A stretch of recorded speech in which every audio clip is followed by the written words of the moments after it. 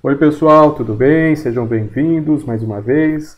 E hoje o assunto volta a ser geologia, né? Então você já veio acompanhando alguns vídeos aí. A gente já falou de alguns conceitos básicos de geologia, já falou de tempo geológico, já falou de hidrogeologia, aquíferos, já falou de várias coisinhas por aí. Agora o desafio é outro. A gente vai transpor alguns temas da geologia básica, que você já viu aqui, outros que a gente ainda não viu, e vamos pensar agora um pouco em geologia aplicada. A gente pensar um pouco em ciências aplicadas.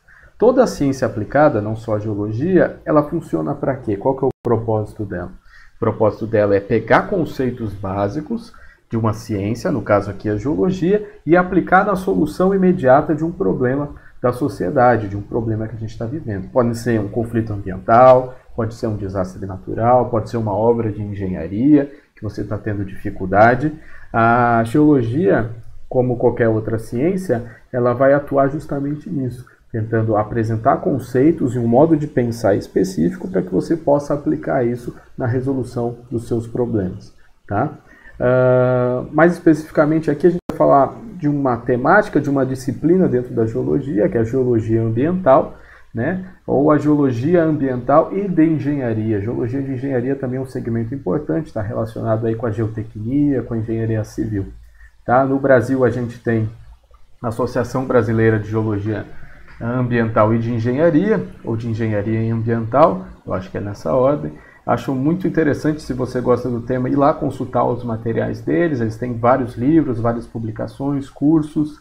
É um local para você discutir mais sobre esse tema, se esse tema for interessante para você. Basicamente, como eu disse, pegar conceitos da geologia e aplicar para a resolução de problemas do cotidiano. Tá?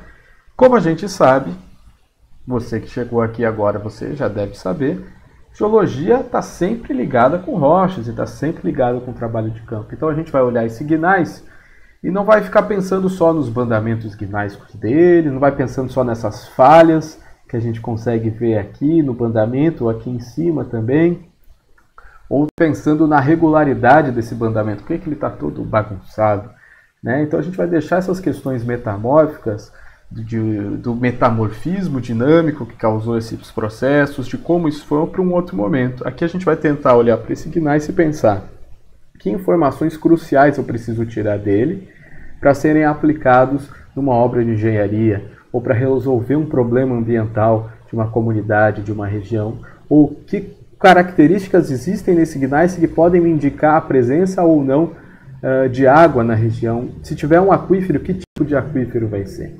Esse tipo de informação a gente tira de uma ciência aplicada, de uma geologia aplicada. Aqui, a geologia ambiental e de engenharia. E essa informação vai ser tirada não só na escala de afloramento, né? Então, vou diminuir aqui um pouco. Não precisa me ver tanto, né? Aqui no cantinho.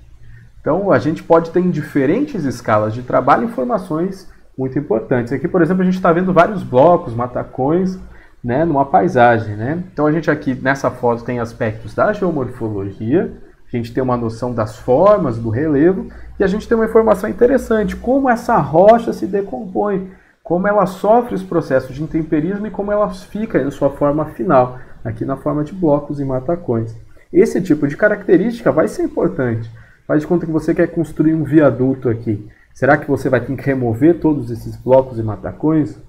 Será que essas encostas realmente são estáveis para você colocar as bases, as fundações da sua casa, do seu prédio, da sua indústria?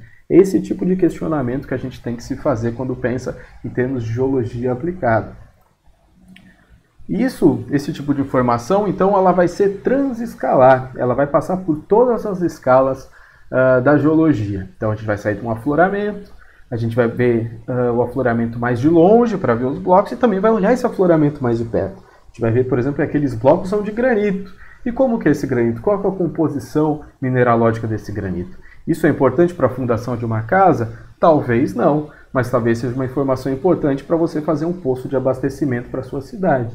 Então você tem que olhar para a rocha e pensar que informações eu preciso tirar dessa rocha para montar o meu projeto de engenharia. Que informações eu preciso tirar dessa rocha para desenvolver a minha ação, minha interferência nesse meio, causando o mínimo de impacto possível, seja na água, seja no solo ou etc. Aqui a gente já muda a escala. Então aqui a gente tem uma chapada, né? Um relevo aplanado, né? Uma geomorfologia própria. Essa geomorfologia é um resultado das condições estruturais, do tipo de rocha que a gente tem aí, das estruturas das rochas que a gente tem aí, e isso tudo junto com o quê? Com as condições climáticas, esculturais, a presença da água, a presença da vegetação, o tamanho da camada de solo, tudo isso nos dá características importantes para a gente determinar se aqui é uma região que tem muita água, se tem pouca água, se é uma região muito fraturada, com risco de contaminação de aquíferos ou não, se é uma região boa para a agricultura, como que são as camadas de solo, elas são próprias para isso? Então todo esse tipo de informação também vai vir da geologia e a gente tem que usar isso a nosso favor. Aqui, ó, a característica, outra visão macro, aqui a gente tem dobras, né? Não sei se tu consegue ver aí, aqui uma dobra, né? Uma anticlinal bem marcada. Anticlinal, lembre que anticlinal é um A de anticlinal, então pense na forma da letra A, é isso aqui que a gente vê aqui, a letra A é uma dobra para baixo, assim, virada para baixo, tá? Uma sinclinal vai ser o contrário, né? Então, esse tipo de relevo nos dá, a gente olha para essa geomorfologia e pensa no quê? Alta declividade, relevo dobrado. Por que a declividade é tão acentuada? Porque ela é paralela às estruturas aqui da rocha metamórfica. A gente vê aqui a encosta e ela é praticamente paralela às estruturas da rocha. Isso pode ter problemas relacionados com quedas de blocos, deslizamentos, né? Para que eu vou utilizar essa região? Essa região vai ser própria, por exemplo, para uma agricultura? Pô, mas esse relevo é muito empinado. Então aqui o pessoal está usando para silvicultura, está plantando lá uns eucaliptos. E quais os impactos que isso pode ter? Mais uma questão. E aqui a gente já pode ver até o próprio solo. A gente vê que é um solo mais arenoso, né? Uma questão que essas características mineralógicas desse solo são úteis para quê? São boas para um determinado cultivo? São apropriadas para uma determinada construção? É isso que você tem que começar a prestar atenção.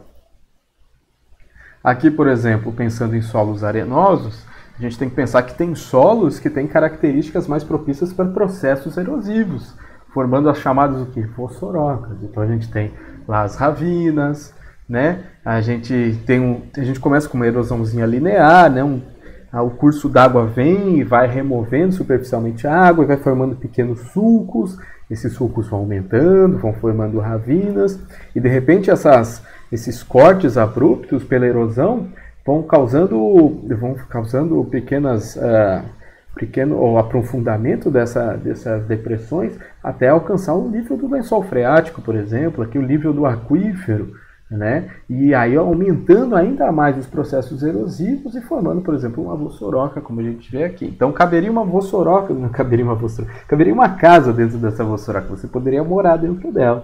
E são processos erosivos que acontecem na escala de anos, de poucos anos, 10 anos, e tu perde uma área que era útil, que é para uma atividade econômica qualquer, seja plantar, indústria, construir uma casa, etc., você perde para o processo erosional, né? Então esse processo erosivo levou sedimento e esse sedimento foi para algum lugar. Provavelmente está dentro de um rio e está assoreando o rio e causando um outro problema secundário em relação a isso. Alguns solos provenientes de determinadas rochas são mais propícios ou menos propícios para processos erosivos desse tipo. Informação para você tirar da geologia. Aí, mais uma vez, arenitos de Vila Velha, a gente já falou deles, né? Lá em Ponta Grossa, você tem que conhecer, é um lugar bacana, o Geoparque de Vila Velha. Tem as taças, né? A gente pensa lá em quê? Em rochas que eram relacionadas com momentos glaciais, etc. e tal, da Bacia do Paraná. Então a gente olha para essas rochas aqui, né? Elas contam uma história para a gente já falou disso lá na geologia, em geologia histórica, né? Contando a história do planeta, as mudanças climáticas e etc. Mas em termos de características gerais desse afloramento, o que eles podem nos dizer em termos de aquíferos? Essas rochas arenosas são bons reservatórios para água subterrânea? São. Opa, então eu já posso olhar para ele com outros olhos. Então, se eles são bons reservatórios, eles têm boa circulação e armazenamento de água, eles são suscetíveis à contaminação? São, tem que ter cuidado. Será que a gente tem uma rocha aqui que sela, que protege esses reservatórios ou não tem? Isso a gente vai ter que olhar na estratigrafia para responder. Aqui mais um exemplo fundamental para a geologia ambiental, relevo kárstico. A gente viu até naquele vídeo que eu falei do jogo de videogame sobre cavernas. O que é uma caverna? Ela é uma rocha, geralmente carbonática, não precisa ser sempre, mas geralmente. Essa rocha carbonática ela sofre dissolução ao longo de dezenas, centenas, milhares, milhões de anos pela circulação das águas subterrâneas, nos aquíferos, formando condutos, canais. E nesses canais são grandes o suficientes para uma pessoa entrar dentro, então a gente chama de cavernas, são cavidades que eu consigo entrar, caminhar lá dentro. Sempre tome cuidado, precaução, tem todo um conjunto de segurança para você entrar numa caverna. Não entre em qualquer caverna de qualquer jeito, se junte aí no seu grupo de espeleologia mais próximo, aprenda, conheça e aproveite esse ambiente, preserve esse ambiente, mas faça com segurança, faça com pessoas experientes sempre, tá?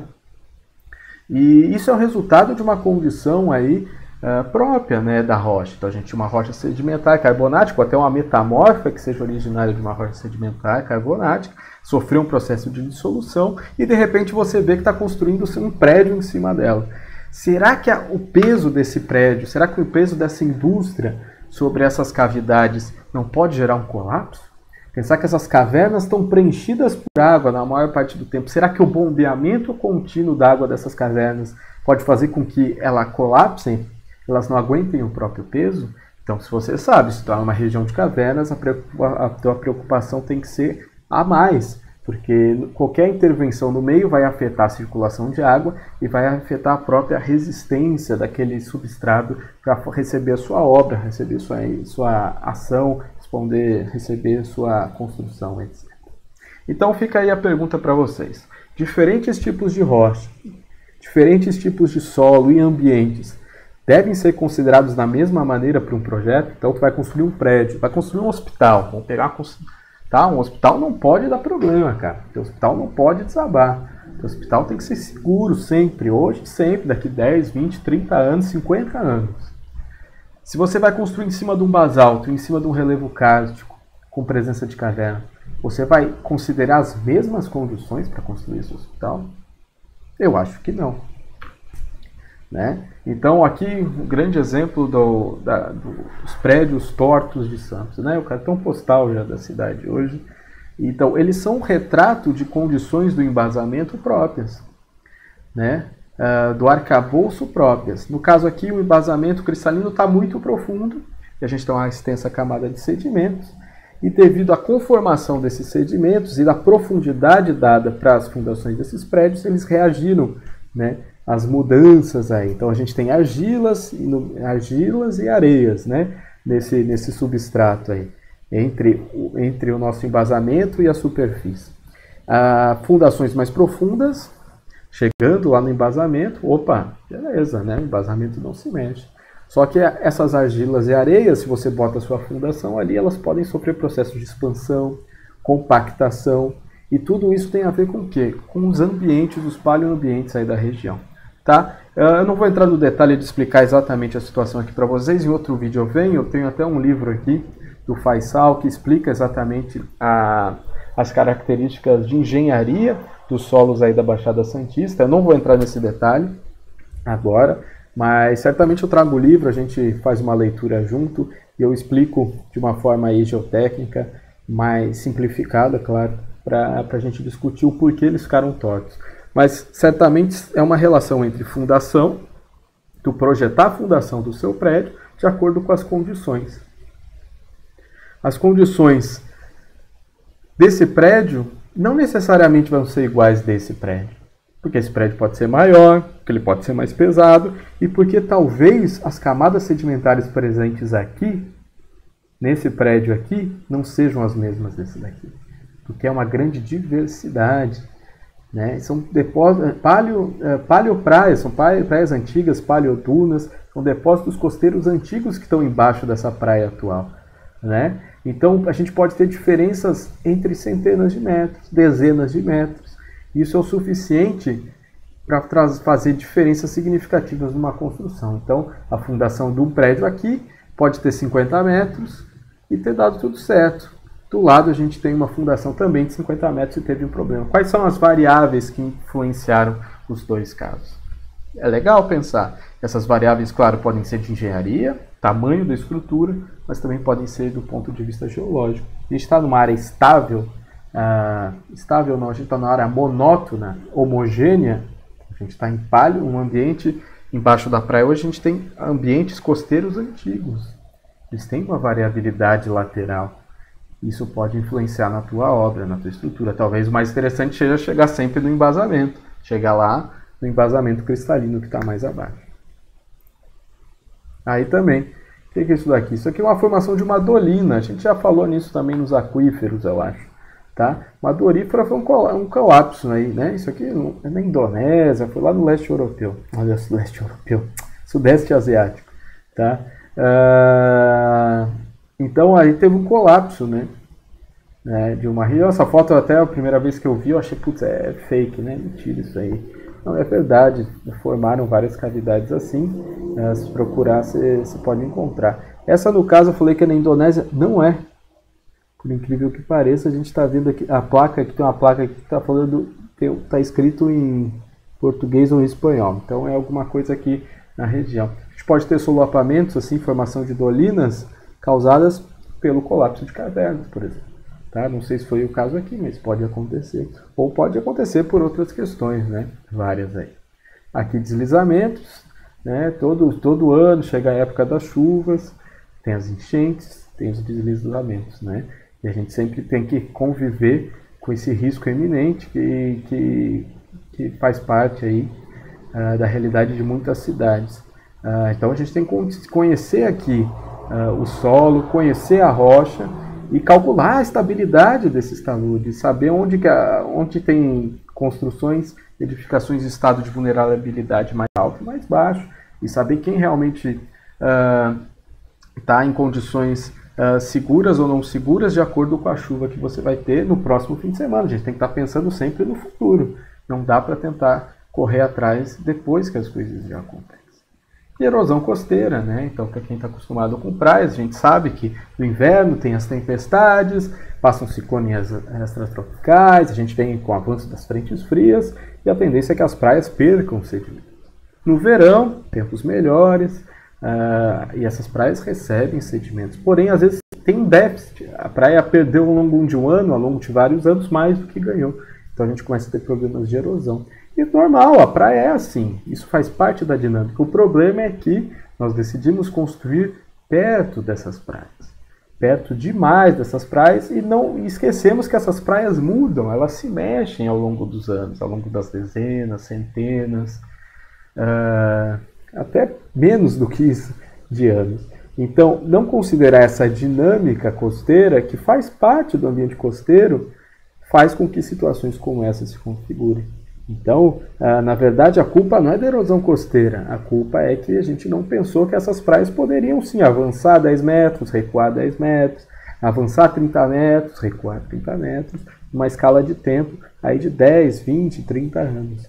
E aí o cenário que a gente tem é com as ondas chegando já nas construções e causando impactos, causando danos aí, que podem não só comprometer as construções, mas comprometer o uso da praia. De repente tu tem a tua praia substituída por um monte de blocos de rocha para proteger essas casas que estão aí. Enchentes, né? Então a gente conhece os regimes dos rios, a gente sabe os rios que tem numa determinada região e a gente conhece as dinâmicas, a gente sabe que eles têm cheias máximas a cada X anos, a gente sabe que eles variam de tantos a tantos metros na época de seca e na época de chuva, e a gente tem que lidar com as consequências disso ao construir próximo, né, desses rios.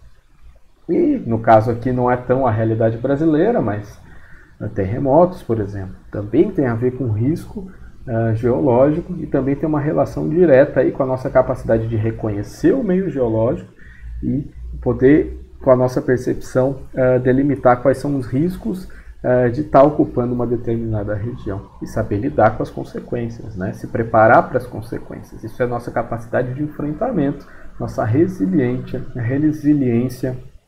frente às ameaças, né? aos perigos relacionados aí com o meio geológico. Tá? Então, quais são as importâncias de você compreender o meio físico? Tá? Eu vou sumir aqui. Não, eu posso só um pouco. Então, Para que você precisa conhecer o meio físico? Para que você precisa conhecer a geologia? Para que você precisa conhecer as características pedológicas de uma região? Para que você precisa saber o regime dos rios, o regime das chuvas, o clima, etc. E tal? Por que você precisa conhecer o meio físico antes de fazer qualquer projeto, qualquer outro? Tá? Primeiro, é o meio físico que sustenta o seu projeto, a sua obra, cara. A casa não voa, o prédio não voa, o hospital não voa, tá? Teu viaduto não está levitando, ele está sustentado sobre alguma coisa, e essa coisa é o meio físico, são as rochas, são os solos. Então, se tu não conhece o meio físico, cara, se você está considerando que construir em cima de um arenito e construir em cima de um granito é a mesma coisa, cuidado, cuidado. Se está considerando que construir em cima de uma vertente em granito e uma vertente em arenito é a mesma coisa, cuidado. Você está deixando de considerar variáveis importantes e que podem colocar em risco o seu projeto, a sua obra e situações até mais graves. Tá? Então a gente tem que buscar melhores condições para a implementação e com isso gerar menores impactos ambientais. Então vou construir uma indústria química, eu tenho que ter uma preocupação com o substrato, que solo eu tenho embaixo, que rocha eu tenho embaixo. E mais importante que isso, que água passa ali, que aquífero tem ali. Esse aquífero pode ser contaminado pela minha atividade se tiver um acidente, né, que eu não quero que tenha, claro, mas se acontecer e vai contaminar as águas, quem bebe essa água é a cidade ali do lado, opa, então eu tenho que me precaver 3 vezes mais. Eu tenho que adaptar o meu projeto, né, para que os impactos ambientais, numa situação normal e numa situação de adversidade, sejam os menores possíveis. E para isso as respostas estão em N coisas, entre elas geologia também. Tá? A remediação. Então a gente tem um problema lá de deslizamento, problema de enchentes todos os anos. Como que a gente pode pensar do ponto de vista dos rios, como os rios funcionam, como as vertentes evoluem, e usar isso a nosso favor para tentar conter os deslizamentos, ou pelo menos identificar quais são as áreas mais suscetíveis a deslizamentos e dar um jeito de remanejar, de reorganizar a cidade para que diminua a vulnerabilidade, que a gente tenha uma redução do risco de desastre.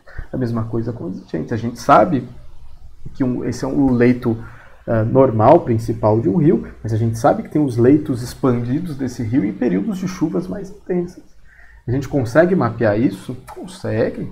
A gente tem registros históricos de 100, 200 anos de um mesmo rio. A gente sabe até onde ele pode chegar. Por mais que os dados não sejam precisos, a gente tem até fotografias, pinturas. A gente pode usar isso para reconstruir a paisagem e para a gente pensar, opa, será que esse bairro, esse novo loteamento deveria mesmo construir aqui ou talvez um pouco mais para o lado? É assim que se pensa a cidade, conhecendo o meio físico.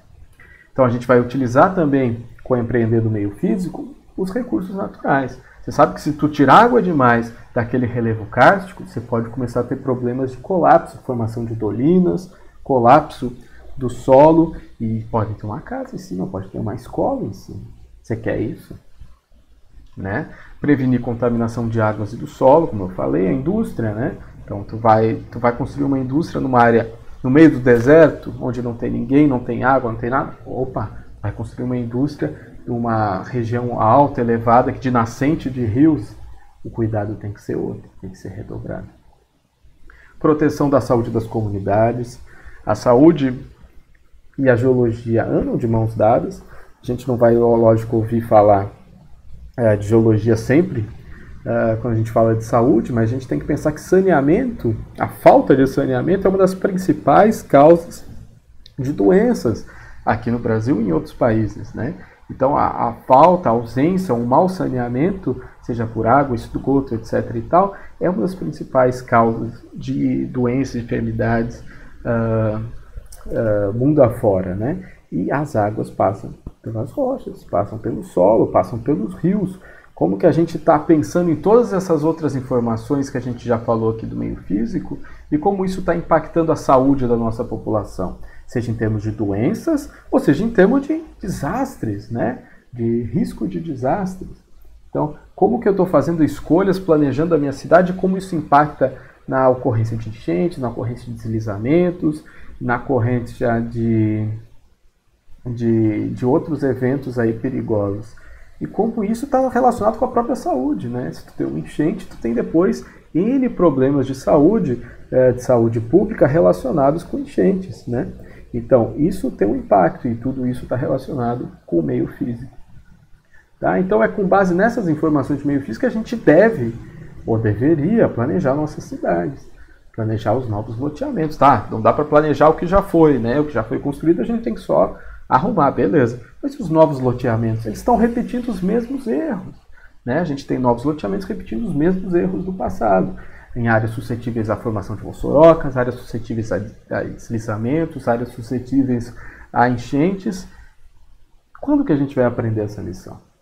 Quando a gente considerar e realmente dar importância ao meio físico. Isso tem que fazer parte do básico ali do planejamento.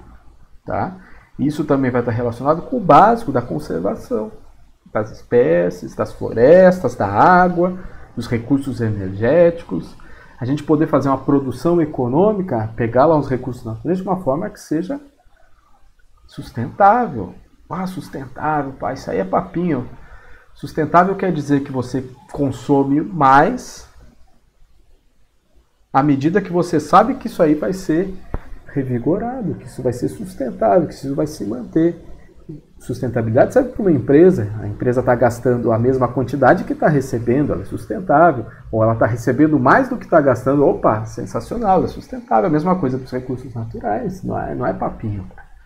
É a realidade, cara. Você não pode consumir mais do que você tem. Talvez você não sinta o peso disso, mas seu filho, seu neto vai sentir. Isso é sustentabilidade.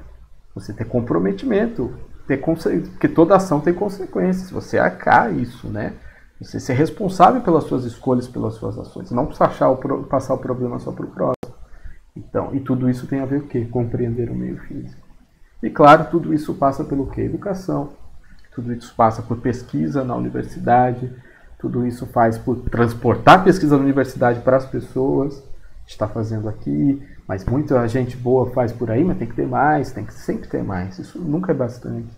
E se as pessoas sentirem essa ideia de pertencimento, elas verem que o mundo à sua volta não é só sua casa, não é só seu apartamento, não é só seu bairro. É um mundo, cara. É um mundo. As escolhas, as coisas que tu consome hoje estão tendo um impacto em algum lugar. Talvez não seja no seu bairro nem na sua cidade, mas estão tendo um impacto em algum lugar. Se você não tem essa ideia de pertencimento, se você não se importa com tudo que acontece do lado de fora da sua casa, você não está sabendo viver em comunidade. Então, viver em comunidade é uma das coisas fundamentais para a nossa sociedade poder sobreviver nos próximos séculos aí. E para poder ter essa ideia de pertencimento, de se apropriar do meio, de se sentir parte de algo, compreender o meio físico também é importante. Seja pela história que aquilo carrega, seja pelas paisagens culturais que aquilo carrega, mas seja para poder valorizar os recursos que você tira da terra e usa a seu favor. E aonde tu vai tirar a informação geológica, cara? A gente já falou disso. A gente já falou disso lá no vídeo Geologia do Brasil. Mapas geológicos. Ah, cara, eu não sei fazer um mapeamento geológico, cara. Não sei, não tenho recurso, não tenho tempo, estou no meio de uma pandemia, não posso fazer trabalho de campo. Primeira coisa, antes de fazer trabalho de campo, vai buscar um mapa geológico da tua região. Cada mapa tem o seu fundamento. Ah, eu quero fazer uma revisão para entender a geologia do Rio Grande do Sul. Quais são os domínios tectônicos do Rio Grande do Sul? Beleza, esse mapa pode ser útil para você. Mas, cara, não, peraí. Eu estou construindo uma obra numa determinada parte aqui do Rio Grande do Sul e eu quero saber a geologia. Então, tu vai ter que trabalhar no mapa numa escala melhor. Talvez tu tenha que trabalhar com esse mapa. Tu vê que são as mesmas informações, onde é verde aqui, é verde. Opa, deixa eu voltar. É verde aqui. Só que aqui tudo é um verde só. Aqui são alguns verdes, uma meia dúzia de verdes na mesma região. Por quê? Porque esse mapa é mais detalhado. Tem uma escala melhor, é mais refinado. E aqui talvez tenha informação que você precisa para o seu projeto. Talvez aqui te ajude a entender como é a geologia da região. Tem um fim educacional, tem um fim aí para você começar a entender o assunto, que é fundamental. Então, tem que começar pelo básico e depois ir para o complexo. Mas para resolver o problema do seu projeto, vai precisar de uma coisa melhor. Então, você vai ter que pegar um mapa, uma fonte melhor, esse aqui. E talvez esse aqui não seja o que você precisa. Talvez você precise de um mapa mais de detalhe, né? E aí você vai ter que procurar um mapa de detalhe. Então, de repente, tu pega uma regiãozinha aqui, ó, por exemplo, esse miolo aqui central do Rio Grande do Sul, no escudo rio-grandense. E a gente, de repente, dá um zoom lá. Não, a minha área está bem aqui. Esse mapa aqui, ó, não estou conseguindo ver bem. E aí, será que tem um mapa numa qualidade melhor? Numa resolução melhor? Numa escala mais apropriada? Opa, legal. Aqui eu já consigo, ó, a Caçapava do Sul está bem aqui. Ó. A Unipampa, Faculdade de Geologia. Um abraço para você que é de lá. Não conhecia ainda, mas espero conhecer em breve. Então você olha aqui, opa, aqui eu já consigo entender a geologia um pouco melhor. Mas talvez esse mapa, mesmo sendo complexo, mesmo tendo essa dezena, centena é muito, mas 2 dezenas de cores diferentes, e cada cor é uma rocha diferente, com seu código, sua nomenclatura própria, ainda não seja a escala que você quer. Quem sabe aqui andando em volta de Caçapava do Sul, onde tudo está marcado dessa cor vermelha, do neoproterozoico 3 gama Ca, a gente ande lá e vê que não é tudo uma rocha, só são várias. E muito provavelmente isso vai acontecer. Então você vai precisar de um mapa de mais detalhe ainda. Só que às vezes esse mapa não existe. E aí você vai ter que fazer mapeamento geológico, vai ter que ir para campo, se organizar, montar seus mapas, pesquisar tudo o que tem de informação, pesquisar na literatura científica e ir lá fazer trabalho de campo, bater perna, fazer perfis geológicos e assim por diante. Falando em perfil geológico, está aí ele. O que é um perfil geológico? A gente pega um mapa que a gente está olhando de cima, como se estivesse voando. De repente a gente corta esse mapa no meio e começa a ver as coisas em 3D. O mapa geológico é complexo, depende de um software 3D de última geração. Não, cara, tu faz à mão isso, pega um lápis, 3 lápis de cor e faz, cara.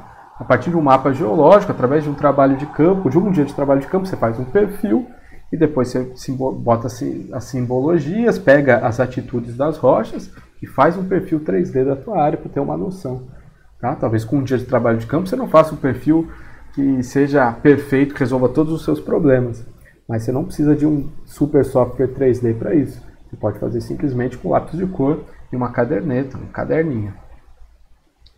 E aí é com esses perfis que a gente vai começar a entender as estruturas, né? Então a gente já falou aqui de geologia do Brasil, você viu que as rochas têm mega estruturas, que se resumem em microestruturas, que podem mostrar diferentes estruturas metamórficas dúcteis, por exemplo. Aí tu fala, pô, mas isso aí é importante para uma obra de engenharia? Isso aí é importante do ponto de vista ambiental? Cara, é. Porque são nessas estruturas os principais pontos, por exemplo, de percolação de água.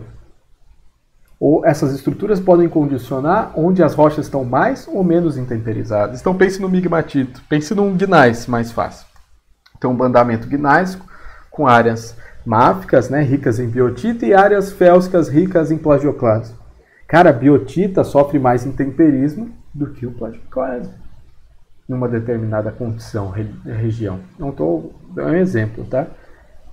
E por ela estar mais intemperizada, ela pode estar mais frágil, Então, será que isso pode ter uma influência na sustentação da tua área? Será que se a gente fizer um perfil amplo, será que isso pode estar conectando uma grande fratura, uma grande área de percolação de água? Não sei. Essas dúvidas que você tem que colocar em mente. Então, essas estruturas que são lá, fazem quebrar a cabeça na aula de petrografia, te fazem quebrar a cabeça lá na aula de geologia metamórfica, elas vão ser úteis sim, quando você for pensar numa determinada região, porque elas podem indicar pontos de fraqueza na tua rocha.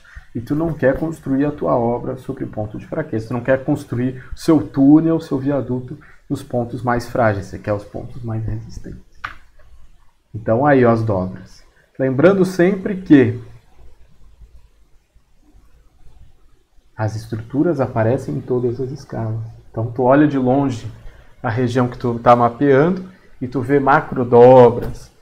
Talvez não veja, está muito intemperizado, mas sei lá, em Minas Gerais, você vai lá, você vai ver macrodobras, bonitonas, cara. Aí tu vai no afloramento, você vê as dobras lá também. E de repente tu vai lá, pega uma rocha daqui com o teu martelo, faz uma lâmina, e tu vai ver que aquela foliação está lá dentro. Logicamente você não vê a dobra, tu está vendo só um micro pedacinho da dobra, mas você está vendo a foliação orientada de acordo com o afloramento e de acordo com a macroestrutura. Então, as deformações metamórficas, dúcteis e rúpteis, elas aparecem em todas as escalas. Às vezes a gente, lógico, não vai enxergar em todas as escalas, mas a tendência é que em algum momento ela se materialize em todas as escalas. E aqui, mais uma vez, uma anticlinal, uma sinclinal. Anticlinal, a anticlinal e sinclinal. Aqui, ó. Aí, fomos para uma macroescala. Então a gente saiu do afloramento, saiu da lâmina e foi para uma escala maior. E eu vou lá, tá lá, né? Estrutura lá, dobra, bonitona. Bonita pra caramba, né?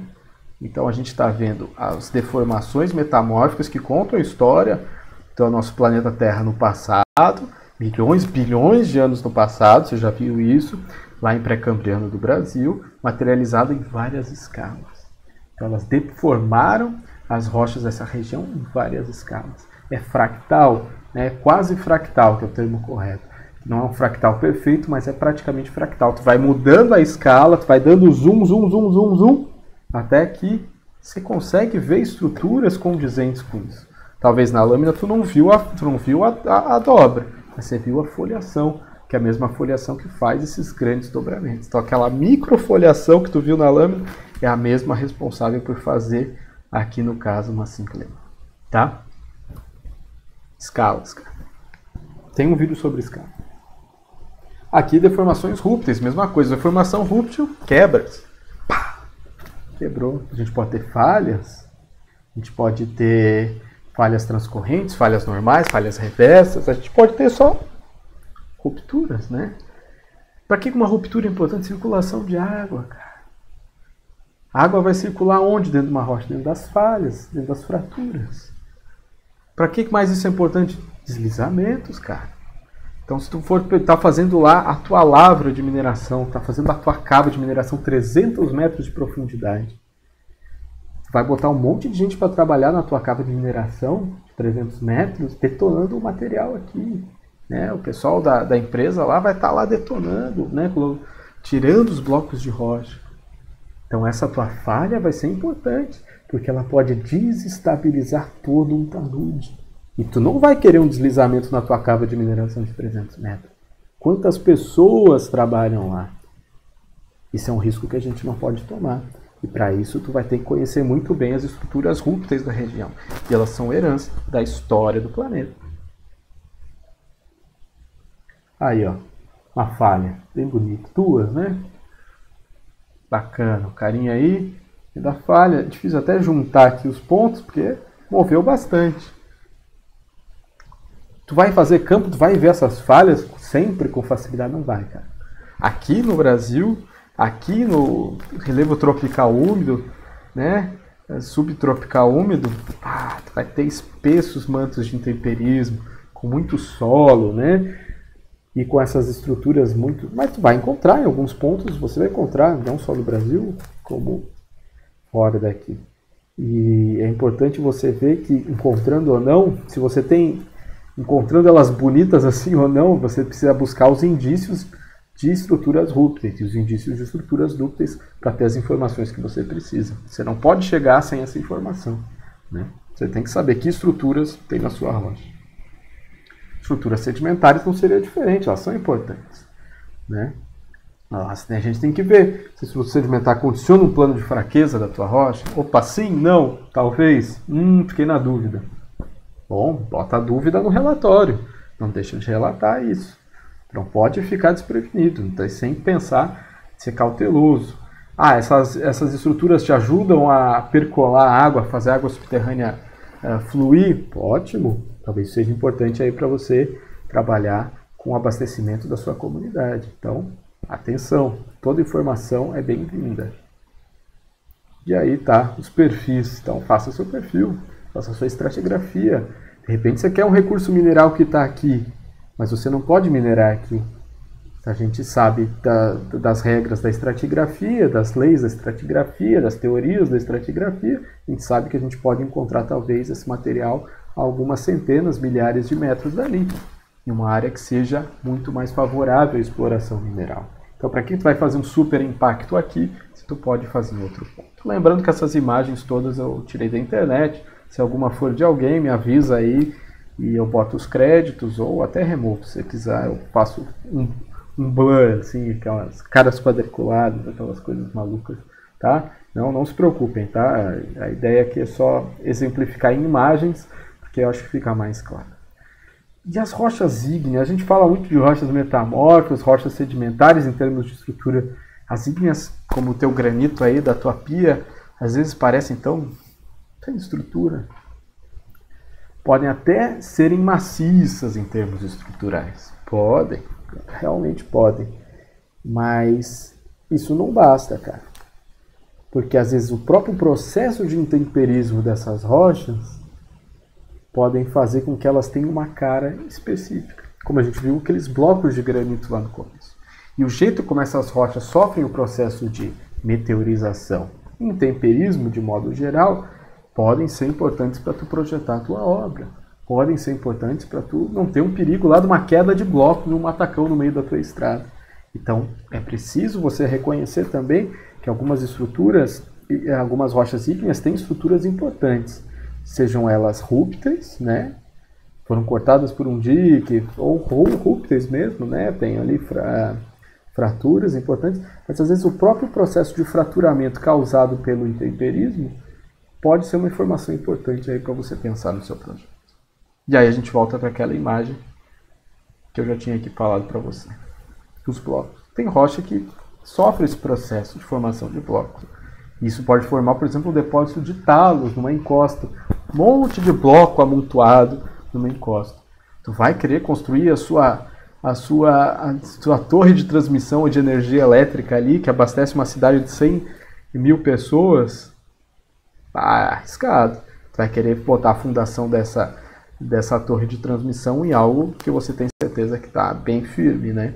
Então tu vai buscar a rocha sã, a rocha bem estruturada e não blocos soltos em um depósito de talos, por exemplo. Aqui outra estrutura, né, de rochas ígneas, né, de junções colunares em basaltos. Elas não são tão comuns, apesar de a gente ter bons floramentos de basalto aqui na bacia do Paraná, mas essas disjunções dessas escadas de gigantes parecem que tem degraus. Porra, eu tô bem na frente, cara, foi mal. Elas não são tão comuns, talvez, aqui para o nosso contexto, mas de toda forma elas formam junções. Essas junções têm relação com o próprio resfriamento desses basaltos, são derrames, né? Então imagina um derrame, olha o tamanho desse derrame, cara. Olha, uma camada monstruosa desse derrame. Né? Isso a gente vê aqui nos cânions do Rio Grande do Sul, por exemplo. E todo esse material começa a esfriar e começa a ter fraturas, né?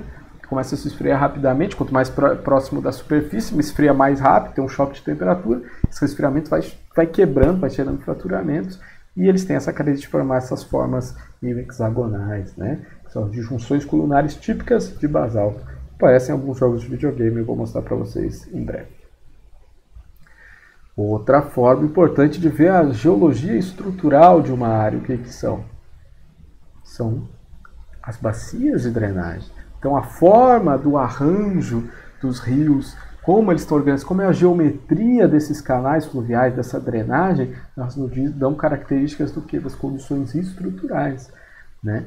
Então a gente tem rios intensamente estruturados com base na geologia, como esse entreliça, por exemplo, ou esse retangular, que faz ângulos retos, que podem ter a ver com estruturas rúpteis, dúcteis das rochas, e a gente tem rios de regiões assim mais maciças, né, mais fractais, sem uma estrutura aparente, como o dendrítico aqui, que são mais típicos em regiões graníticas, por exemplo.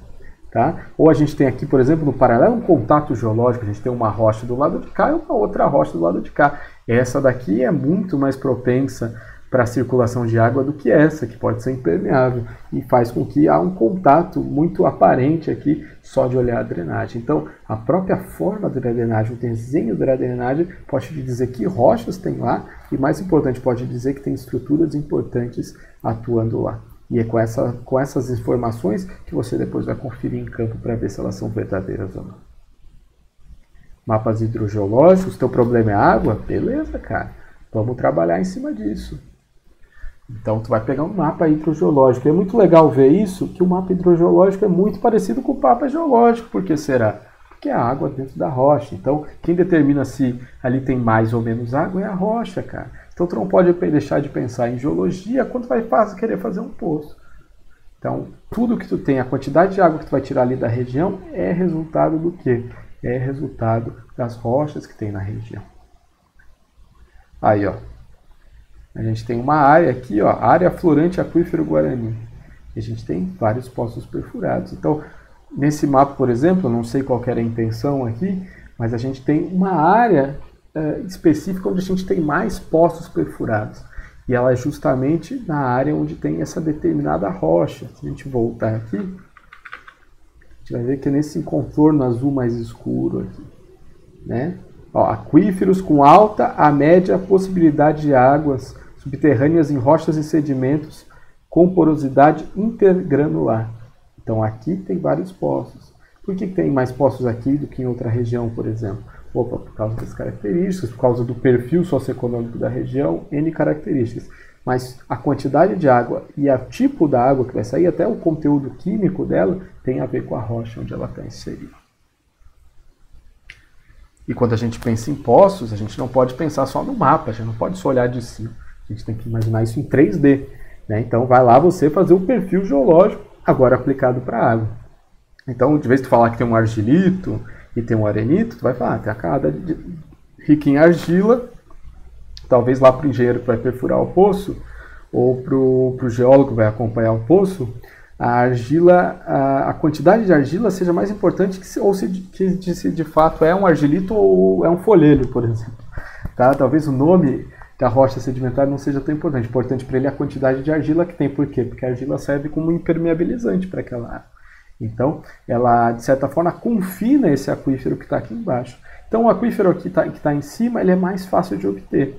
Então, com pouca perfuração, você chega e pega essa água que está aqui. E essa água daqui não se mistura com essa, porque a argila serve como um impermeabilizante. Leva muito tempo da água sair daqui e passar essa argila. A mesma coisa aqui embaixo. Ó, se leva anos para a água preencher esse aquífero freático aqui em cima, o aquífero freático é aquele que ele está chamando sem uma cobertura, sem uma proteção. Aqui leva séculos para a água chegar nesse segundo aquífero. Leva milênios para chegar nesse terceiro aquífero. Tu vai abastecer tua cidade. Se tu pegar a água do de cima, tu tem vários riscos. Um deles é essa água acabar.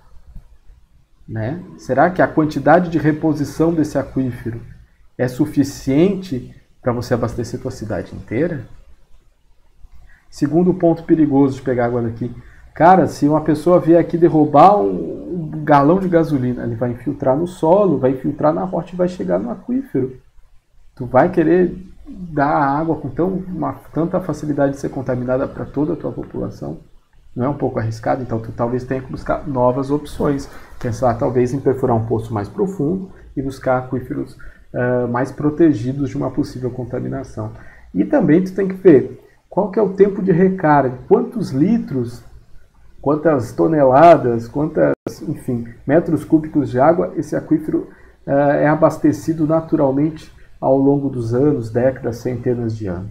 Tá? E quanto sua população consome dessa água? Tu não pode esgotar, senão tu vai secar os poços e além de tu deixar todo mundo sem água, tu pode causar um problema ambiental para uma região inteira. Né? Então, você tem que estudar bem o que você está fazendo. E para estudar bem, você precisa da estratigrafia da região. Aí, os casos da contaminação. Alguns exemplos. Então, por exemplo, aqui, ó, a gente está vendo essa camada mais laranjinha aqui, né? A gente tem uma camada impermeável aqui, o aquífero na camada laranja e vários poços. Aqui onde está pontilhada é a superfície potenciométrica, é o nível d'água, tá? Então, no caso aqui é o ponto onde está o nível d'água mais ou menos. Então eu perfurei meu poço, é aqui que eu encontro a água. Perfurei meu poço aqui, encontrei água aqui. Antes um pouco do aquífero, porque a pressão dentro desse aquífero faz com que a água suba um pouco. Aqui o nível potenciométrico está acima da coisa. Quer dizer o quê? Quando eu perfurar aqui, a pressão vai ser tanta da água aqui dentro do aquífero que ele vai jorrar. Tá? Vai ser um poço jorrante. Tá? Aqui em cima, onde eu tenho o poço freático, ele está em contato direto com a atmosfera. Então a água da chuva cai aqui, ela infiltra no solo, infiltra na rocha e abastece esse aquífero. A água que cai aqui, ela infiltra nesse solo e talvez depois de muito tempo até chegue nesse aquífero, mas não é certeza. Tá? Então, por exemplo, as pessoas estão tirando água aqui do poço jorrante, onde tem bastante água, etc. Se eu jogar um contaminante, se cair um contaminante aqui, cair um galão de gasolina aqui, ele vai infiltrar no solo, vai infiltrar na rocha e vai fazer parte desse aquífero. Talvez ele não desça até aqui, talvez ele leve muito tempo de sair daqui até aqui. Mas, de certa forma, qualquer coisa contaminante que aconteça aqui em cima pode estar contaminando todo esse aquífero. Inclusive o poço desse camarada aqui, que está centenas de metros, quilômetros de distância. Porque o que abastece, o que preenche de água esse aquífero é esse espaço aqui, a zona de recarga. A mesma coisa aqui. A zona de recarga desse aquífero, aqui de baixo, se eu botar a seta, infelizmente fica aparecendo essa coisa aqui. É aqui em cima. Então, a água da chuva cai aqui, infiltra aqui no solo e desce de acordo com a setinha aqui. Deixa eu tirar aqui a seta. Tá? Então, ela chega lá onde o aquífero está sendo chamado de limpo. Em cima dele tem um outro aquífero, tá? que tem uma camada, eu vou mostrar aqui. Aqui em cima tem uma camadinha de um segundo aquífero. O poço A está pegando a água desse primeiro aquífero mais superficial, a gente tem uma camada branca, que é impermeabilizante, como a argila do outro slide, e aqui no fundo a gente tem uma água que está sendo abastecida por água aqui em cima. O problema desse poço aqui, que ele está chamando de poluído, da onde que vem a poluição? O problema é que a área de recarga desse poço é logo aqui, bem onde tem uma indústria, uma estação de tratamento de esgoto e um aterro sanitário. Então a água da chuva cai aqui, infiltra no solo, infiltra na rocha e polui esse aquífero aqui, onde está sendo tirada a água do poço A para esse sistema, para essa galera aqui. Não fosse o suficiente, ainda tem sistema de fossas sépticas aqui, infiltrando no solo, infiltrando na rocha, chegando nesse aquífero. Então, se eu tivesse que fazer um poço aqui, o que eu faria? Teria que pegar a água lá de baixo, que ela é abastecida da onde? Das águas da chuva que caem aqui em cima na encosta. Então, elas caem aqui em cima, infiltram e abastecem aqui. Aí eu perfuro, pego a água só aqui de baixo e não daqui de cima. Essa água está protegida da de cima por uma camada impermeabilizante. E aí eu tenho uma água de qualidade para abastecer essa agricultura aqui, por exemplo. Pegando a água mais fácil, mais superficial, eu estou tendo o risco de pegar contaminantes aqui da indústria, da tratamento de esgoto, do aterro, das próprias fossas aqui da área agrícola da região. Então, você saber de onde está vindo a água é essencial. E para você saber de onde está vindo a água, você precisa saber de estratigrafia, de geologia sedimentar. A mesma coisa aqui. Ó, você tem um aquífero, a gente tem uma área quase plana, tu vê que ela é quase plana, tem uma leve declividade. Aqui a gente tem uma fossa séptica desse camarada da Casa Amarela, e a gente tem uma orientação estrutural da rocha aqui, um calcário com cavernas, tendendo para esse teu lado, para esse lado esquerdo. Então essa fossa séptica não está contaminando logo embaixo da Casa Amarela, está contaminando seguindo a estrutura da rocha, que está chegando até essa casa aqui, onde tem o poço 1, onde o cara mal sabe que está sendo contaminado pela fossa séptica do vizinho dele, que está a centenas, 1 quilômetro de distância. Porque a água vai correr pelas estruturas da rocha, pelas cavernas presentes dentro desse calcário. Aqui a mesma coisa, só que com uma estrutura sedimentar diferente. A gente não tem essa estrutura inclinada para o lado esquerdo. A gente tem uma coisa bem horizontal. Então a água séptica, a fossa séptica joga contaminantes, eles passam pelos interstícios aí da rocha sedimentar e chegam no arenito permeável. E chegando no arenito permeável, aí ferrou, ele vai acabar contaminando o nosso aquífero. Claro, tem que ver a quantidade de contaminante, etc e tal, mas a gente está dando margem a uma possível contaminação desse poço, que teoricamente teria água limpa, né? Mas aí que tá. Por que aqui a água é limpa? Porque a contaminação da fossa séptica não conseguiu passar essa camada amarelinha, não chegou na camada azul, tá? Ainda, né? Então, se ela chegasse, poderia contaminar. No caso aqui não contaminou, porque não chegou ainda, ou vai demorar muito tempo para chegar. Talvez uma escala de tempo que esteja além da vivência desses vizinhos aí. Então, para isso, são instalados postos de monitoramento, para tu saber de onde está indo, onde está a área de possível contaminação e para onde está fluindo os fluxos da água subterrânea, como se fosse um rio, ele flui, né? Opa, eu estou bem em cima do poço aqui, foi mal. Então ele flui, que a gente chama a pluma de contaminação. Para onde ela flui? Então você vai fazer poços e vai tentar analisar se para onde está fluindo esse material. Esses poços são poços de monitoramento. É como a gente vê esse amarelinho aí a gente vê com recorrência aí em postos de gasolina, por exemplo. Outra coisa importante, você não pode deixar de fazer é o quê? Pô, mano, trabalho de campo, cara. Então, tu vai lá fazer um mapeamento litológico, ver a rocha, mas não só isso, tu vai ter que pegar as estruturas. Então, a gente já viu que as estruturas são importantes, as estruturas rúpteis, as estruturas sedimentares e até as estruturas relacionadas aí com o processo de intemperismo de algumas rochas. Aí tu tem que tomar medidas, pegar a tua bússola e lá medir isso aí, cara. Tu tem que saber qual que é a orientação disso. Sem isso, a gente não tem o que conversar, não tem parâmetros, né? E esses dados que tu vai passar aí para o engenheiro projetar a estrada, para o engenheiro projetar a orientação no viaduto, ou saber onde vai perfurar um túnel para a duplicação de uma BR. E outros métodos de investigação, além do trabalho de campo, às vezes não basta saber o que está na superfície, tu tem que ver o que está na subsuperfície. Então a gente faz métodos de investigação indireta, como o SPT. O SPT é uma sondagem feita a percussão, né? Tem um peso ali do martelinho que vai batendo, batendo, batendo e vai descendo de acordo com o número de batidas que esse martelo vai fazendo e o quanto ele vai medindo. Além dele trazer um testemunho desse solo, ele vai poder te dizer a resistência desse solo à penetração, né? Então é uma sondagem percussiva. Só que às vezes o material é muito duro, né? E aí você está trabalhando com rocha, por exemplo. Rocha para valer, assim, que o SPT não dá conta. E aí você faz métodos de ligação direta a uma perfuração rotativa. Então tu vai ter uma sondagem rotativa que vai trazer testemunhos da rocha e tu vai poder avaliar em profundidade quais são as rochas que estão ali embaixo. Por que que nem todo mundo faz sondagem rotativa de tudo e resolve todos os problemas? Porque custa dinheiro, cara. Né, caro? Fazer uma sondagem rotativa vai ser muito mais caro do que fazer uma sondagem SPT, por exemplo. E às vezes, cara, você tem que cobrir uma área e não consegue fazer sondagem, né? O SPT não é apropriado para a área, né? O solo não é apropriado para o SPT, a sondagem rotativa está fora do teu orçamento e tu tem que cobrir uma área muito grande. Então tu vai usar métodos de investigar o subsolo sem perfuração, que são os métodos geofísicos, são métodos de investigação indireta. Eles vão usar técnicas de eletroresistividade, magnetismo e outros, gravimetria, né, que tem a ver com a gravidade, para tentar fazer perfis do subsolo e encontrar possíveis contatos entre rochas, poder identificar possíveis áreas fraturadas, poder encontrar áreas mais ricas ou menos ricas em água. Então são técnicas de investigação que são mais baratas do que fazer uma sondagem rotativa e que podem resolver os seus problemas por aí.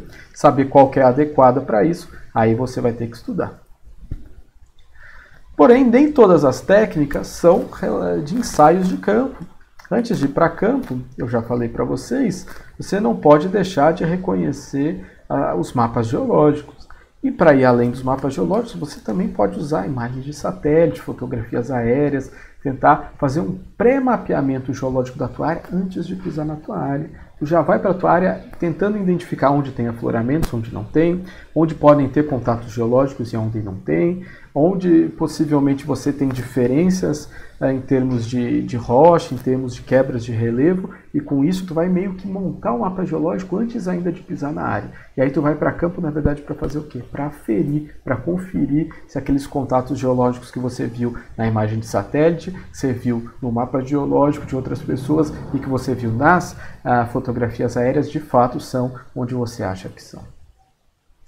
Às vezes não é o suficiente nem o mapa geológico, nem os ensaios de campo. Você tem que conhecer exatamente como é aquele solo da região, quais as características de elasticidade, de mineralogia, de granulometria. E aí, meu amigo, tu vai ter que mandar fazer análises laboratoriais. Tá? Cada análise laboratorial vai ter um fim. Dentro da geologia de engenharia, da geotecnia, tem um amplo rol de ensaios laboratoriais que vão muito além de dizer que se o sedimento está contaminado ou não, se a água está contaminada ou não. Eles vão te dizer as características físicas daquele solo.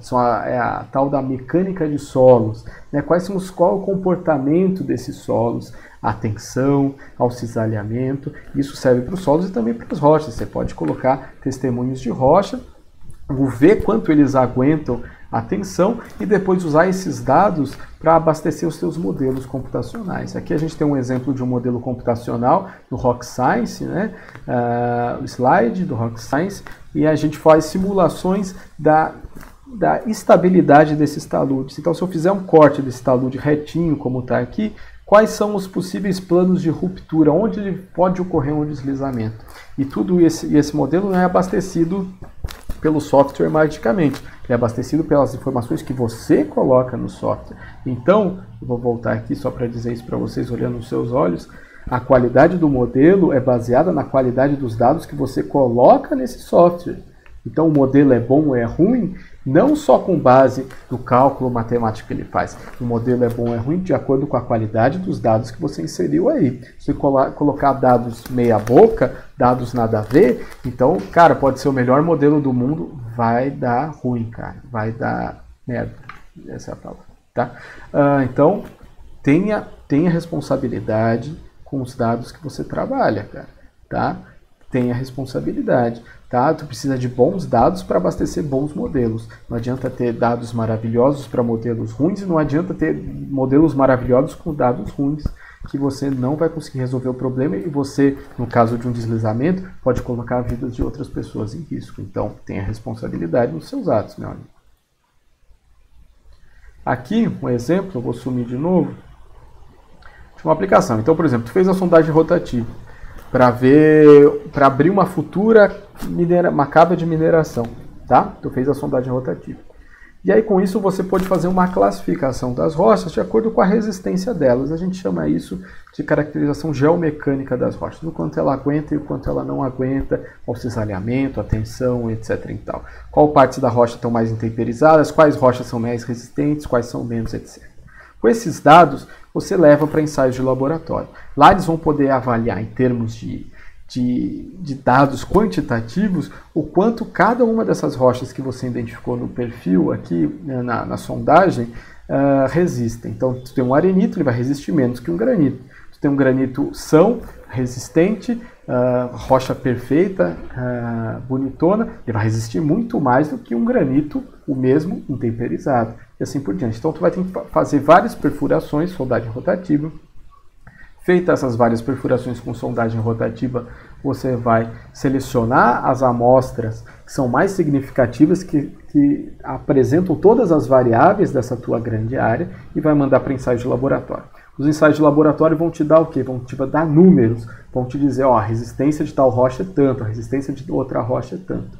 Com esses dados em boa qualidade, com réplica e etc e tal, tu vai rodar os teus modelos e vai saber o quanto qual a inclinação que você pode dar para esse talude da sua cava. Uma cava mais em pé, ela sai mais barato, porque ela ocupa uma área menor, você pode circular melhor entre as bermas e os taludes aqui da cava. Então, a tendência é que saia mais barato fazer cavas mais verticalizadas, só que elas são mais instáveis. Então, tu vai ter que calcular com a ajuda do teu modelo e com teus dados de laboratório qual que é o ângulo seguro das paredes, né, dessa cava, das taludes dessa cava, tá? E com base nesses dados de sondagem, de laboratório e do modelo que você gerou, que você vai definir qual que é o desenho, qual o layout, qual o design da sua cava de mineração. Então é como se você fosse um arquiteto de uma cava de mineração. E para delimitar por que ela tem essa forma e essa inclinação dos taludes, é com base em geotecnia, em geomecânica, né? Caracterização geomecânica do maciço, caracterização geomecânica do solo, né? Através de muitas sondagens e muita descrição de sondagens, você vai ficar lá descrevendo 300 metros de rocha, em um furo só de 300 metros, um furo só de 250 metros, e fazer isso 100 vezes, escrever centenas de furos, até mais, né? Talvez milhares de furos de sondagem, para determinar perfis geológicos, para gerar os seus modelos e finalmente falar a cava pode ter um ângulo de 35 graus, a cava pode ter um ângulo de 45 graus. Isso é o projeto de layout de cava, né? Ele é todo baseado em características da mecânica das rochas, especificamente, geologia de engenharia. Então, o estudo litológico tem influência no quê? Pô, a gente já viu tanta coisa, né, cara? No que ele tem influência? Para que ele serve? Ele vai te ajudar a compreender e prevenir desastres naturais. Tem um vídeo aqui que eu falo desse termo desastres naturais, né? Será que os desastres são naturais ou não? Vai lá conferir, não vou entrar nesse detalhe agora. Mas para que a gente precisa conhecer o meio? Por que a gente precisa conhecer a geologia? Para compreender as características geomecânicas, as características estruturais do meio e poder planejar as nossas cidades. Planejar de um jeito que seja com o menor risco possível. Reduzir o risco de desastre. Fazer intervenções nas cidades que já existem e poder diminuir o risco delas. É para isso que você precisa conhecer geologia. Para você saber os problemas ambientais instalados pelas escolhas que você tem.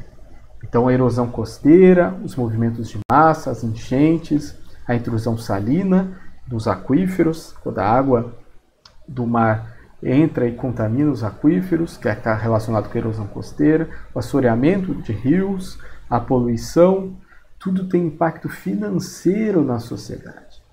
Não me venha com esse papo, meio ambiente é coisa de acochar. Não, cara, tudo tem um impacto social e econômico na cidade.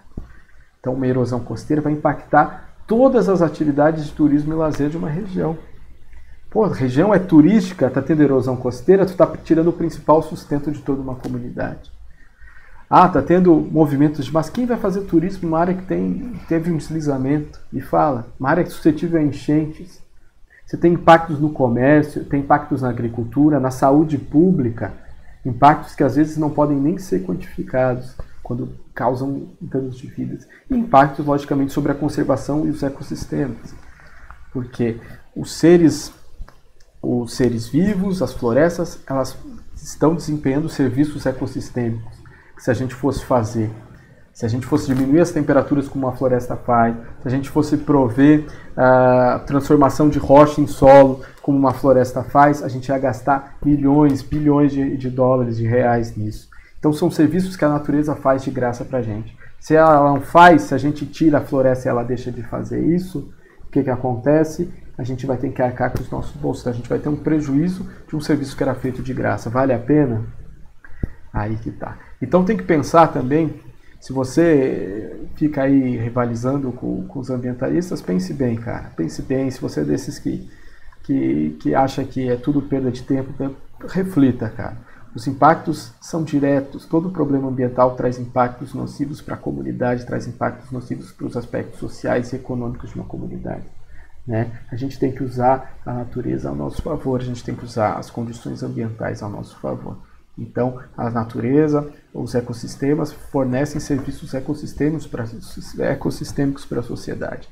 A gente tem que reconhecer esses serviços e usar eles ao nosso favor. Tá? Então, a floresta em pé ela produz serviços que são de bem-estar, não só de um país, talvez até para todo o globo. E esses serviços têm que ser reconhecidos e usados a nosso favor. Abastecimento de água, cara. Tu vive sem água? Eu não vivo sem água, cara. Se tu vive, parabéns, cara. E a água vem da onde? A água vem dos rios, que são abastecidos pela chuva. Se esses rios estão poluídos, opa, já era, cara. Mas eu posso tirar a água do aquífero.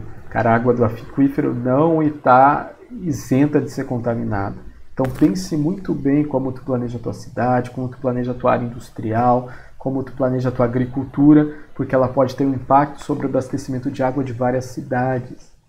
Então, basta uma área contaminada para causar impactos para centenas, milhares de pessoas. Então, cuidado. Às vezes a fonte da contaminação nem está do teu lado. Ela está a quilômetros de distância e você nem sabe. Então, você precisa conhecer da geologia para poder montar um plano de saneamento e abastecimento de água para a sua comunidade. Sem isso, não tem como fazer. Independente se é rio ou se é água subterrânea, tudo passa pelo meio físico. Saúde, cara. Então, saneamento e saúde andam de mãos dadas. A gente esquece disso. Né? A gente tem muitas pessoas ainda doentes por falta de saneamento básico no Brasil. Né? E a gente tem outras relações que não estão diretamente relacionadas com falta de saneamento, como águas, cara. Às vezes a água, por exemplo, está preenchendo uma rocha rica em chumbo. Ou aqui, como no caso, uma rocha rica em flúor, com níveis de flúor estrondantes, assim, explodindo. Isso pode gerar uma contaminação natural daquela água, cara. E se gera uma contaminação natural daquela água se torna imprópria para o consumo. Então não é porque que tu está pegando uma água no meio do trabalho de campo, de uma nascentezinha lá tal, ou de um poço que tem lá na área, que ela pode não estar contaminada. Cara, ela pode ter uma contaminação natural, que não seria uma contaminação no caso, né? As características naturais daquela água já as tornam imprópria para o consumo e podem trazer problemas de saúde. Então não é só porque a água está longe da cidade, longe da indústria, longe das pessoas, que ela é própria. Não, às vezes as condições naturais daquela água são próprias para o consumo. E para isso, para tu tomar água, tu tem que fazer primeiro uma análise química, cara. Se tu entende de outorga de água, se tu gosta de saber de hidrogeologia, quer fazer poços, tu sabe que uma das coisas básicas para liberar a sua água para o consumo de uma comunidade, ou para perfurar um poço artesiano de forma legal, que é o correto, como se fazer, uma das etapas é fazer uma análise química. Por quê? Porque tu tem que saber se aquela água é segura para ser tomada, independente se ela é contaminada ou não por meios antrópicos, por pessoas. Então, a gente tem que conhecer a geologia para evitar a contaminação. A gente já viu isso, você já sabe disso, cara. Eu não preciso dizer mais isso para você, que você tem que tomar cuidado com a geologia para evitar contaminar num ponto e causar impactos no abastecimento de água em outro ponto. Então, tu pode ter pessoas que estão sendo contaminadas pela água e nem sabem, porque elas estão sendo influenciadas por contaminantes que estão muito distantes do lugar onde o pessoal está retirando essa água dos poços. Então, conheça a geologia, conheça as estruturas da rocha. Né? Tu vai fazer um projeto, ele tem que ser executado de uma maneira correta, né, cara? Você tem que conhecer as condições do meio. Então, para você tem que ter uma certeza muito segura das condições estruturais e litológicas da região, para evitar que acidentes aconteçam. Claro, ninguém faz um projeto esperando que aconteça um acidente. Você não vai fazer seu projeto esperando que aconteça um acidente. Você não quer que aconteça um acidente. Então você tem que tentar preencher o máximo de variáveis possíveis do meio físico, porque às vezes a tua incerteza pode vir do meio físico, né? Então, tome cuidado, é sempre bom ter precaução em relação a isso. Gestão, conservação de unidades, né? Isso já é autoexplicativo, já falei dos serviços ecossistêmicos aqui para vocês. As áreas de conservação não são simplesmente uma área para os animais, X, Y e Z, não são áreas delimitadas porque alguém quis, elas têm uma função ecossistêmica para uma região, para um continente, às vezes até global. Então esses serviços ecossistêmicos, eles podem ser quantificados, tem muita gente dentro da universidade tentando quantificar em termos financeiros para tentar convencer gestores públicos o quão importantes são, mas de toda forma, às vezes, o serviço ecossistêmico que uma área natural provém para a sociedade é incalculável. Sei lá, o resfriamento que uma floresta faz para uma determinada cidade, um cinturão verde em volta de uma cidade, o resfriamento que ele faz em termos de ilhas de calor para aquela cidade, precisaria de quê? De milhares de ar-condicionados, né? Milhares de ventiladores. Então, esse exercício que o pessoal tenta fazer são serviços ecossistêmicos que a natureza faz para a gente e não nos cobra nada. Qual a única coisa que a gente tem que fazer? Manter essas áreas preservadas, conservadas. Grandes áreas úmidas, né? A gente tem lá Mato Grosso, áreas que sofrem com períodos de seca, e a gente tem áreas úmidas, né? Terrenos úmidos lá, né?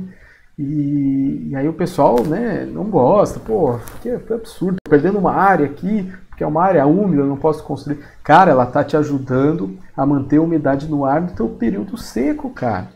Sabe, então, quantos problemas de saúde, problemas respiratórios são relacionados com a umidade do ar? E de repente tem um serviço ali provido pela natureza, cara, de graça, tu não tem que pagar nada, cara, que te ajuda a regular a umidade do ar nos períodos mais secos, nos períodos mais críticos. E você quer ir lá e aterrar aquilo, cara? Para quê? Para depois ter que comprar aparelho para problema respiratório, para fazer inalação e vaporização? Cara, já tá ali, a natureza já te dá as soluções, cara. Você tem que usar, você tem que aproveitar. Quem não está usando isso, quem está jogando fora isso, está não só destruindo com toda a diversidade, né, causando sofrimento de vários animais, mas também está jogando dinheiro fora, cara. porque esses serviços são feitos de graça pela natureza e você não está aproveitando. Depois você vai ter que contratar e gastar milhões para resolver. É assim que funciona. Infelizmente as pessoas só dão valor para as coisas quando perdem. Mas a verdade é que as soluções estão muito mais próximas do que a gente imagina. E a gestão dos recursos naturais, né? Então é só conhecendo a geologia, só conhecendo o meio físico, que a gente faz uma gestão adequada, cara. Ah, pô, mas descobriram um minério lá que é o mais valioso. Cara, valioso para quem? Por quanto tempo? Para que serve? Ah, é um mineral de minério raro, metálico, que tem vale mais do que o ouro. Legal, pô, parabéns para o cara que descobriu. Mas para que ele serve? Quantas toneladas por dia são consumidas pela indústria? Não adianta nada tu ter o mineral mais raro, que tem 99% das jazidas do mundo, mas não tem para quem vender. Não tem por que tu explorar um negócio se não tem consumo. Você torna a situação insustentável, não só do ponto de vista ambiental, de tirar recursos, mas você torna isso do ponto de vista econômico insustentável. Porque se tu tira muito, tem muita oferta no mercado, o produto perde valor, cara. Então a gente vive em tempos de muitas falácias, muita desinformação em termos de minério. Oh, nossa, descobriram a jazida do mineral mais valioso. Isso não originado da universidade, isso não originado das indústrias sérias de mineração, mas esse pessoal que gosta de gerar desinformação para fins políticos, etc., de querer transformar um mineral de minério na salvação da humanidade. O que tu vai fazer, cara? É um mineral de minério raro? É raro. A gente tem 90% das jazidas, tem 90% das jazidas. Cara, mas ele serve para fazer o resistor do capacitor da asa do avião de modelo tal. Não adianta tu produzir mais, não adianta tu extrair mais que não vai ter para quem vender. Então a gente tem que ser racional, a gente tem que pensar bem, tá? A não ser que você faça um robô gigante e dê um robô gigante para cada um feito desse minério, não tem para quem vender. Então a gente tem que ter sapiência. A mesma coisa a gente tem que pensar em questões estratégicas. A energia não é estratégica, cara. Os recursos minerais não são estratégicos para sua nação, para sua comunidade. Então para que vai tirar tudo agora, em 10 anos, e depois ter comprado daqui 20? Então tudo é estratégia. A gente tem que pensar a médio e longo prazo, né? Romper o imediatismo. E para isso, para romper o imediatismo, a gente tem que conhecer os recursos e as reservas e a nossa dependência deles. O quanto eles são importantes e o quanto eles não são importantes. Tá? Questões com impactos sistêmicos. Aqui a gente tem a questão de uma erosão costeira lá, né? Lá na região nordeste. Eu esqueci o nome do forte aqui. E muito se diz que talvez esse forte não foi construído dentro da água, né? Ele estava na costa e hoje ele está dentro da água. Então a gente teve uma intensa erosão costeira aí, na foz do São Francisco. Aí muita gente acha que pode ter relacionado com a falta de sedimentos aí. Então você faz mudanças no aporte de sedimentos aqui a centenas de quilômetros de distância que podem causar impactos na tua praia. Então de repente tua praia está diminuindo para o processo de erosão, por quê? Está sofrendo o processo de erosão, porque teve mudança no transporte de sedimentos de todo um sistema de drenagem que está a centenas de quilômetros de distância, milhares de quilômetros de distância, porque os impactos são sistêmicos. Né? O nosso planeta, a Terra, não tem lado de fora. Tudo que você faz tem consequências. E todas as consequências cobram seu preço. Tá? E compreender as origens do solo. Então, se tu tem solo, tu depende do solo para cultivar, ele vem de algum lugar, vem da rocha. Então, como ele se forma, por que ele se forma? Tudo isso vai depender das condições geológicas, mais uma importância. Planejar a tua cidade, meu amigo. Tu quer planejar uma área, a tua cidade de forma tu vai ter que olhar para a geomorfologia, tu vai ter que olhar para a geologia. Porque vão ter áreas mais planas, mais suscetíveis a enchentes. Vão ter áreas de encosta, mais suscetíveis a deslizamentos. Tu vai ter que achar um meio termo para ocupar da forma adequada. Tu vai ter que fazer com que a orientação das suas ruas seja da forma adequada, por exemplo, para não aumentar o escoamento superficial de água. Todo esses pequenos detalhes são o resultado das características do meio físico. Então tu vai usar toda a tua capacidade criativa como planejador, toda a tua capacidade criativa como urbanista desenhando em cima de uma folha que não é em branco, cara. Não é uma folha sulfite em branco. É uma folha que tem características peculiares, geológicas, geomorfológicas. E com base nessas características que tu tem que planejar a tua cidade. Enfim, a gente tem que trazer isso. A gente tem que trazer a geologia para o nosso dia a dia. A gente tem que trazer a geomorfologia para o nosso dia a dia. E para isso a gente precisa de educação. A gente precisa mostrar que a geologia não faz parte só da mineração, não faz parte só do petróleo, não faz mais parte só lá da água subterrânea, ela faz parte do seu dia a dia. Você tem que reconhecer o mundo que tu tem na tua volta. Você tem que reconhecer porque que a tua praia que tu foi esse ano está menor do que no ano passado. Você tem que reconhecer porque que a água da tua torneira hoje está turva e ontem estava cristalina. Porque tudo isso é resultado das características do meio físico que a gente decidiu construir uma cidade, uma comunidade em si. A gente não está levitando aqui. Essa cidade que tu mora hoje nunca sempre esteve aí, nunca sempre existiu. Ela foi construída sobre um meio físico, e esse meio físico tem características. E claro, ele também vai trazer as suas consequências. E aí a gente, com isso, planeja as nossas cidades. Para isso a gente precisa aprender a conviver com as características únicas de cada lugar. A gente precisa saber fazer escolhas inteligentes para decidir que tipo de cidade que a gente quer. A gente quer uma cidade que usa os recursos, as condições naturais a nosso favor, ou a gente vai continuar sempre tentando lutar com a natureza, sofrendo ano a ano com enchentes, sofrendo ano a ano com deslizamentos, a gente sofrendo ano a ano com N questões relacionadas a uma má adaptação ao meio físico. Que tipo de cidade a gente quer? Que tipo de rios a gente quer atravessar as nossas cidades? Que tipo de problemas, que tipo de convivência a gente quer ter com o meio físico, com a natureza? A gente pode viver em harmonia com a natureza? A gente pode viver em harmonia com o meio físico? Pode. A gente pode, né? Eu gosto bastante dessa imagem, eu uso bastante ela. Ela é na cidade de Monsanto, se eu não me engano, em Portugal. Então tem esses blocos, esses matacões, parece até feitos no Photoshop aqui dentro da foto. E as pessoas se adaptaram. Elas reconheceram as condições do meio físico, elas reconheceram as características geomorfológicas e geológicas do meio físico e se adaptaram, usaram ao seu favor. E é essa a lição que a gente tem que aprender hoje e sempre. E a gente já errou séculos, né? Então, já chegou a hora da gente começar a usar isso ao nosso favor. Que tipo de cidade a gente quer? Que tipo de bairro a gente quer, né? Que tipo de responsabilidade social, de projetos de engenharia e de obras de infraestrutura a gente quer? Que tipo de mundo a gente quer viver? A gente tem que se adaptar às condições do meio físico e não pensar que o mundo é uma grande folha em branco. A gente tem que se adaptar, porque a nossa folha não está em branco e ela tem características muito importantes. Se a gente usar a nosso favor, a gente diminui impactos, a gente diminui perdas humanas, sociais, econômicas, e a gente consegue viver em harmonia com as condições presentes aqui. É isso, eu já falei demais, espero que tenham gostado.